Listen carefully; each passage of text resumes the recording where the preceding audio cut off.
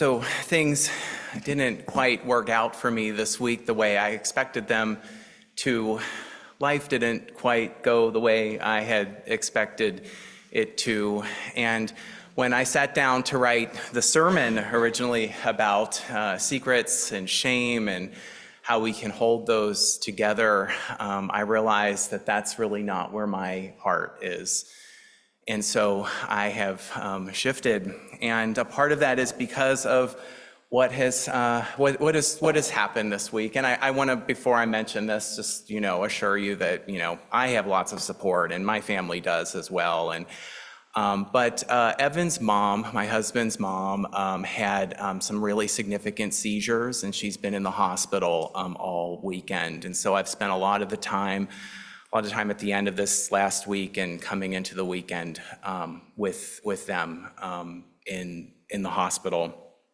And so when I sat down to write this sermon, it just wouldn't come. And so I decided to do something else. Because what did come was a poem. It's a poem from Ellen Bass. It's one that I think of often. This poem has really struck a chord for me when I first read it years ago, and it kind of comes up for me in times like these. It's called Relax. Relax. Bad things are going to happen. Your tomatoes will grow a fungus and your cat will get run over. Someone will leave the bag with the ice cream melting in the car and throw your blue cashmere sweater in the dryer. Your husband will sleep with a girl your daughter's age, or your wife will leave you for the woman next door. The other cat, the one that you really liked, will contract a disease that requires you to pry open its feverish mouth every 4 hours. And then your parents will die. And no matter how many vitamins you take, how many Pilates, you'll lose your keys, your hair, and your memory. And if your daughter doesn't plug her heart into every live socket that she passes, you'll come home to find that your son has emptied out the refrigerator, dragged it to the curb, and called the used appliance store for pickup drug money. There is a Buddhist story about a monk chased by a tiger. And when he comes to the cliff, he sees a sturdy vine and he climbs halfway down, holding on to it. And then there's this tiger below. And the two mice, one white, one black, scurry out and begin to gnaw at the vine. And at this point, he notices a wild strawberry growing from a crevice. He looks up, down at the mice, and then he clasps the strawberry and he eats it. So here's the view, the breeze, the pulse, it's in your throat. Your wallet will be stolen, you'll get fat, you'll slip on the bathroom tiles of a foreign hotel and you'll crack your hip. You'll be lonely. And then you'll taste it. Oh, you'll taste it. How sweet and tart the red juice. How the tiny seeds crunch between your teeth. So ends the poem.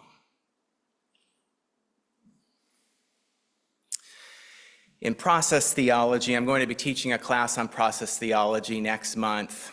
And there is this concept in process theology. It's called perpetual perishing.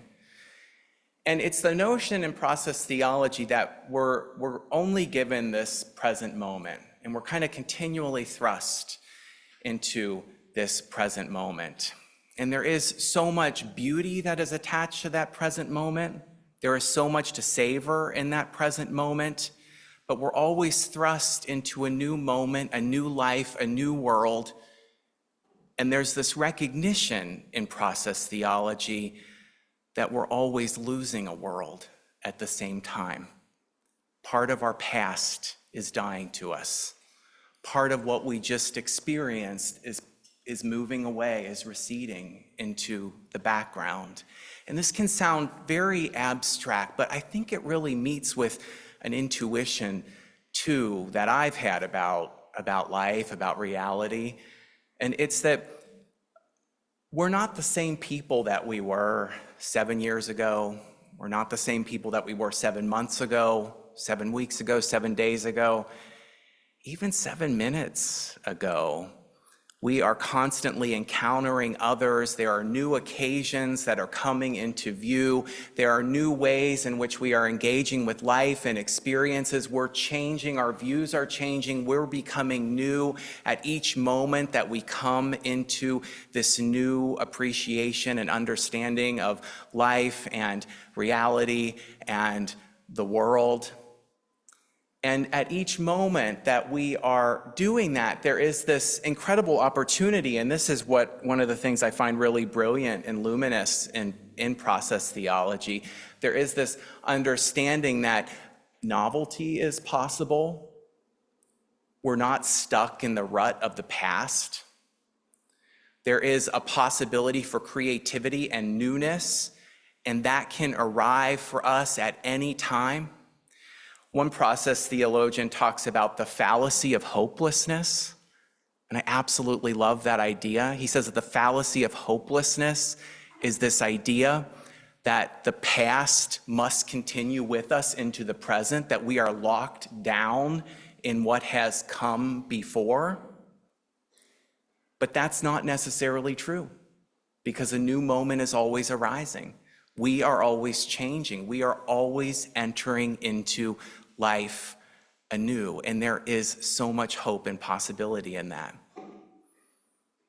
But process theology also has with it, and with that concept of perpetual newness, perpetual perishing,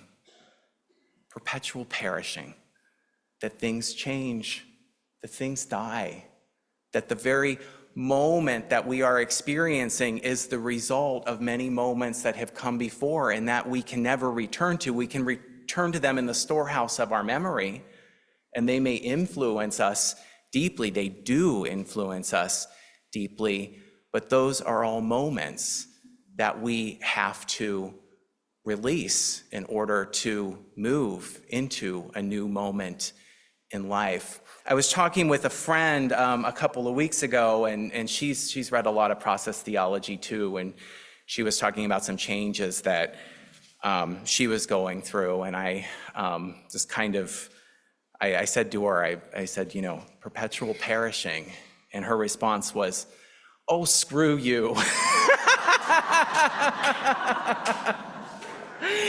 And we have that kind of relationship. She can totally say that to me, and I could say that to her, and we'd both laugh. And I think there was just this element there where she was sort of maybe interpreting a bit of like I was being too abstract. Like there's too much abstraction there, and it doesn't quite attend to the reality of the pain that can happen when the things that we care about, the relationships that we care about, the things that we're most invested in, those become moments that start to recede for us. And I think that we can sometimes go into, sometimes we might talk, Buddhism has ideas of impermanence, and sometimes I feel like we might talk about impermanence, like, oh, just let it go. Just let it go. It's just part of the past. But it's also a part of everything that we care about and love. It's exquisitely real to us. It's so important to who we are and to what we want the world to be. And so we can't just simply pretend it doesn't matter. And I don't think that we have to. I think there's a way that we can appreciate the reality that things do change, they do perish, they do die. And we can hold the tenderness and the heartache that goes along with that. At the same time, that we can accept that there is hope in a future and novelty and creativity that has yet to arrive. And also, I think that there's something about that perspective that can lend itself to an exquisite appreciation of the present moment. And this brings me to my next thought in relationship with this sermon. There is in Mahayana Buddhism a concept that is known as tathata. Tathata. It's sometimes translated as suchness or isness. And very similar to process theology, there's so much overlap between Buddhism and process theology, and we'll talk a little bit about that in the class next month if you'd like to learn more. But there's this notion that every moment is an occasion. It is a coming together. It is a unique conglomeration of factors that never was in the past and never will be in the future. And we can think about that just in terms of our community here. We have all come together, and next week when we come together again, it won't be the same.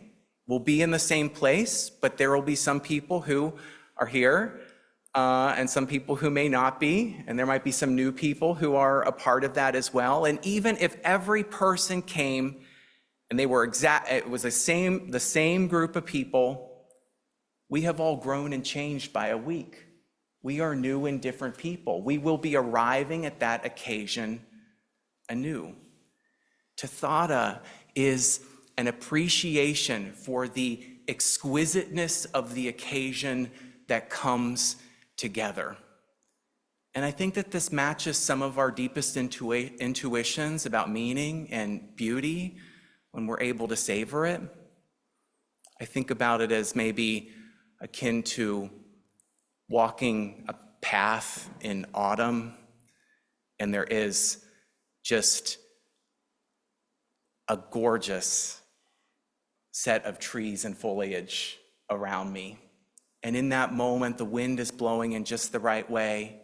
The sun is hitting those leaves in just the right way. And tathata is the recognition that no one has ever stood exactly where you stand, witnessing exactly the view and having the exact experience that you are having. And the exquisiteness comes in that form of passing and precarity. It comes into being and passes away. And oh, when it comes into being, when you can stand in that place and appreciate the beauty and the luminosity of the world, that's everything. That's everything. That is a deep sense of beauty that resonates with the heart and the spirit. This week, as I have been worried about my husband and worried about my mother-in-law and going and making visits to the hospital to sit with them, even in the midst of that, I was able to have a couple of moments. I did have a couple of moments of tathata, of that exquisite togetherness, that in the midst of suffering and pain, that in the midst of precarity and fragility, in the midst of not knowing what's going to happen, we are together for this moment. We are with one another in deep support and love. And oh my God, isn't that beautiful? Isn't that incredible? Isn't that the very depth of what it means to be alive and in relationship with other human beings? My spiritual companions, may you turn ever more and ever again into relationship with others, giving yourself over to that beauty and that occasion of being present with others, never fading from the fragility and the passing of the moment, but instead honoring it savoring it, finding the beauty that emerges, especially in the precarity.